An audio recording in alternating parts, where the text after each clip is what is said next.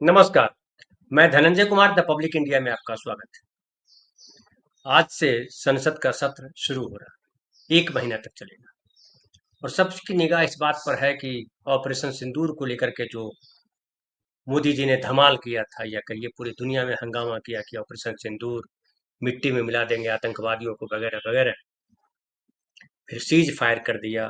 फिर बिहार में जो एसआईआर हो रहा है, क्या इन सब को लेकर के संसद में मोदी घिरेंगे या मोदी की अपनी तैयारी है विपक्ष को चित करने की। और उसकी तैयारी भी कह रहे हैं कि नरेंद्र मोदी कह रहे हैं, चूंकि नरेंद्र मोदी और उनकी टीम आम आदमी का ध्यान भटकाने में कामयाब हो जाती है। नरेंद्र मोदी की टीम पिछले 11 सालों से हम देख रहे हैं कि विपक्ष को किस तरीके से उनके ही जाल में फंसा लेती है। अभी आपने सुना ही होगा कि रॉबर्ट वाड्रा जो है, जो प्रियंका गांधी के हस्बैंड है, उनके खिलाफ ईडी ने चार्जशीट दायर कर दी। फिर जो है भूपेश बघेल जो है, जो छत्तीसगढ़ के मुख्यमंत्री रहे, उनके बेटे को अरेस्ट कर लिया गया ईडी के द्वारा। दो महत्वपूर्ण जो है घटनाक्रम बीजेपी ने किया है। फिर देशभक्ति, बांग्लादेशी मुसलमान, हिंदू मुस्लिम, पाकिस्तान, ये सब तमाम तो है ही। लेकिन एक खबर ये भी आ रही है कि पाकिस्तान ने वो आतंकी ठिकाने, जिसे भारतीय सेना ने 9 आतंकी ठिकाने थे जिसे नष्ट कर दिए थे, और जिसको लेकर के हमने अपनी सफलता की डफली बजाई। हालांकि उसमें हमारे 5 लड़ाकू विमान जो खो गए, जो मार गिराए गए, उसके पायलट कहाँ गए, उस पर कहीं चर्चा नहीं की। शायद संसद में विपक्ष इस बात को उठाए, लेकिन मोदी जी क्या करेंगे, मोदी जी की टीम क्या करेगी। कई लोग ये भी पूछ रहे हैं कि मोदी जी तो संसद में होंगे नहीं, क्योंकि अब तक का रिकॉर्ड यही रहा है कि मोदी संसद में रहते नहीं है, सिर्फ अपनी बात करने आते हैं। बहरहाल जो भी होगा हम कल आपके सामने रखेंगे। लेकिन अभी हम बात करना चाहते हैं बिहार पर। नीतीश कुमार को लेकर के सबके मन में जो है शंका है। नीतीश कुमार सबसे ज्यादा, एक समय था जब मुखर रहे नरेंद्र मोदी के खिलाफ।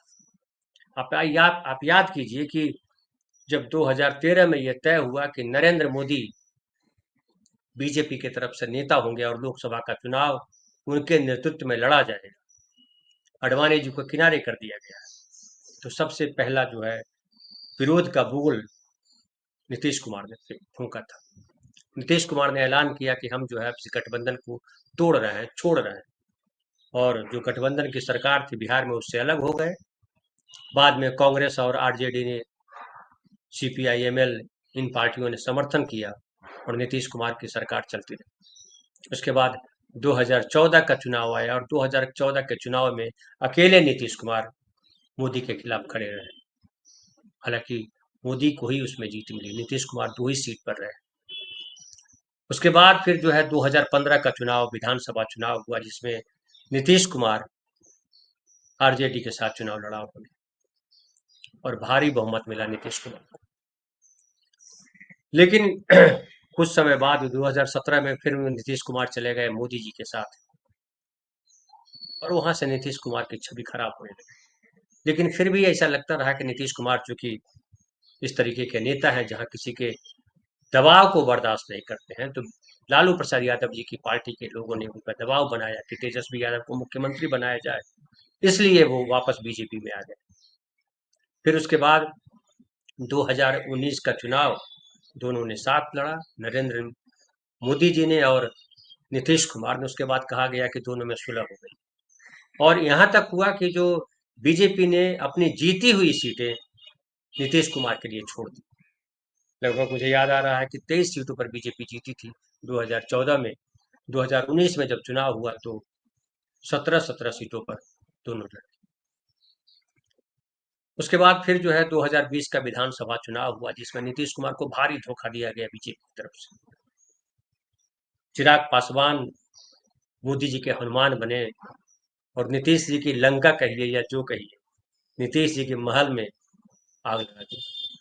नीतीश कुमार जो कभी बिहार में बड़े नेता के तौर पे जाने जाते रहे, उनकी पार्टी किसी समय बीजेपी से बड़ी पार्टी थी, वो अचानक जो है तीसरे नंबर पर पार्टी आ गई, और मात्र 43 सीटें जेडीयू को मिली। हालांकि नीतीश कुमार मुख्यमंत्री बने रहे, लेकिन हाल के दिनों में फिर वो गए बीजेपी को छोड़ करके चिराग ये तेजस्वी के साथ सरकार बनाई, फिर तेजस्वी को छोड़ करके आ गए बीजेपी में। और अब की जब बीजेपी में आए तो जो नीतीश कुमार का जो चेहरा, जो उनकी छवि आम लोगों के सामने है, बड़ी खराब छवि है। हालांकि 2020 से लोग कह रहे हैं कि नीतीश कुमार ये पलटू कुमार वाली भूमिका में क्यों है। नीतीश कुमार तो अपनी विचारधारा के लिए जाने जाते हैं। नीतीश कुमार ने कभी समझौता नहीं किया संप्रदायवाद से।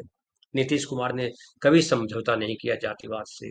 नीतीश कुमार ने कभी समझौता नहीं किया कि लॉ एंड ऑर्डर की स्थिति खराब, जातिवादी गुंडे जो है वो राज्य में हलचल मचाए।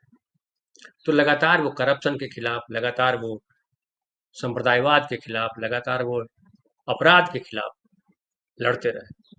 और ये लोग आज भी मानते हैं लोहा कि नीतीश कुमार ने बिहार में ये कोशिश की और उनकी कोशिश कामयाब हुई कि बीजेपी के सत्ता के बाद, बीजेपी के सत्ता में होने के बाद भी उन्होंने हिंदू मुसलमान वहां चलने नहीं दिया।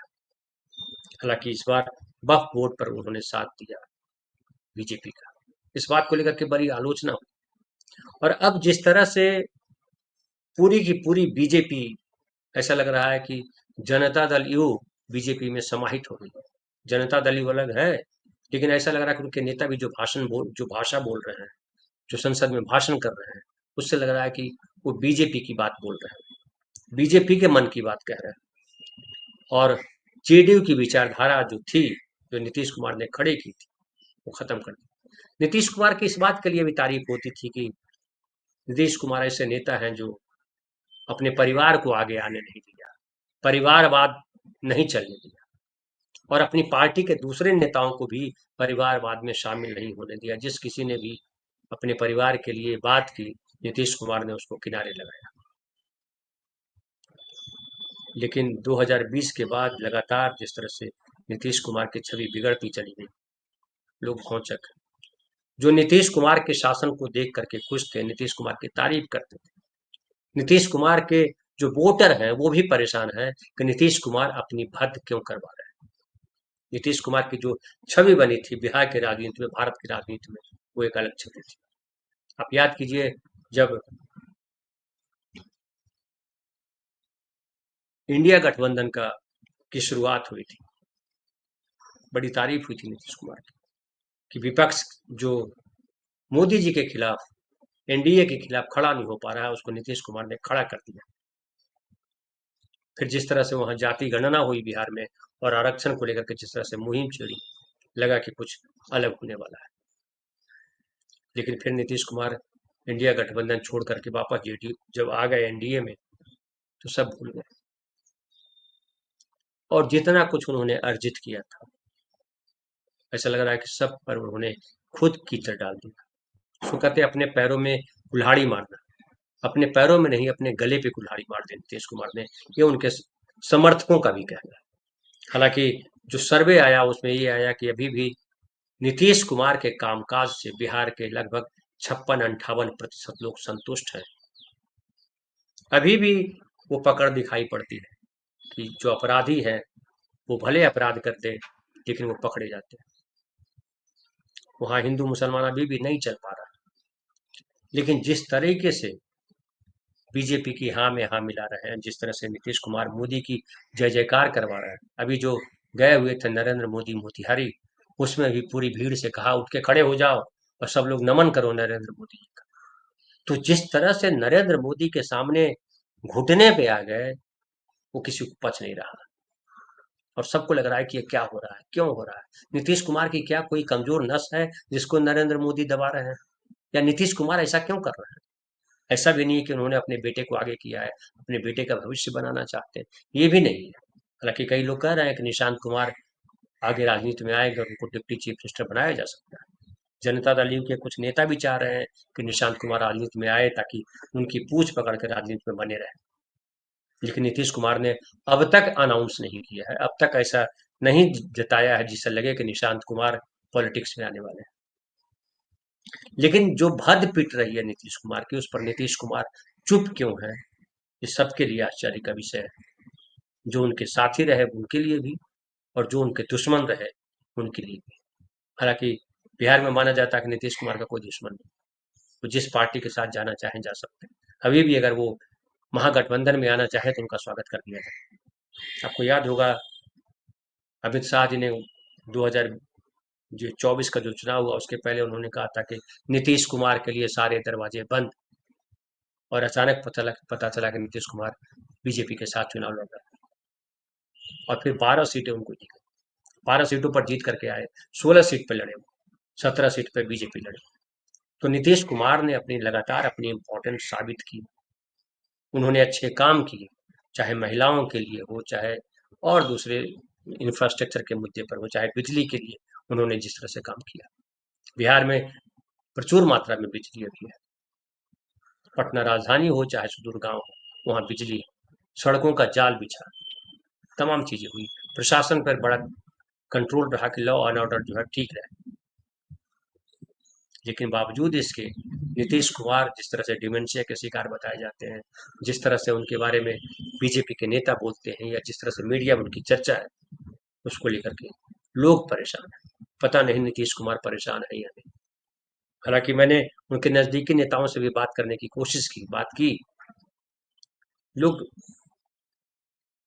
चौंक तो रहे हैं कि ऐसा क्यों हो रहा है, लेकिन कहा जा रहा है कि ये चुनाव के बाद नीतीश कुमार की पार्टी कुछ अलग करेगी। हालांकि कहा जा रहा है कि वो बीजेपी के साथ मिल जाएंगे, मिक्स हो जाएंगे और बीजेपी इस बार अपना मुख्यमंत्री बनाने में कामयाब हो जाएगी।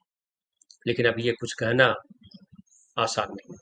संभव है कुछ नया खेल, कुछ और खेल जाते जाते नीतीश कुमार कर जाए, ऐसा उनके दुश्मन भी मानते हैं कि नीतीश कुमार पर भी भरोसा नहीं किया सकते। नीतीश कुमार की पकड़ अभी भी अपनी पार्टी पर है। भले संजय झा जो एग्जीक्यूटिव प्रेसिडेंट हैं वो बीजेपी की गोद में बैठे नजर आते हैं, ललन सिंह जो है बीजेपी की तरफ से बोलते नजर आते हैं, लेकिन अभी भी कई नेता हैं जो नीतीश कुमार का दामन थामे हुए और उनको लगता है कि नीतीश कुमार अभी भी करिश्मा कर सकते हैं। अब करिश्मा करते हैं या क्या करते हैं वो तो आने वाला वक्त बताएगा, क्या खेल करते हैं 2025 की विधानसभा चुनाव के बाद। लेकिन अब तक जो नीतीश कुमार का या जनता दल यू का जो रवैया है, वो ऐसा लगता है कि बीजेपी के सामने पूरी तरह से सरेंडर कर दिया है। अगर यही अंत है नीतीश कुमार का तो बहुत बुरा माना जाएगा और भारतीय राजनीतिक इतिहास में नीतीश कुमार एक विडंबना की तरह याद किए जाएंगे। फिलहाल इतना ही। बहुत बहुत धन्यवाद। कल फिर बात करेंगे किसी नए विषय पर।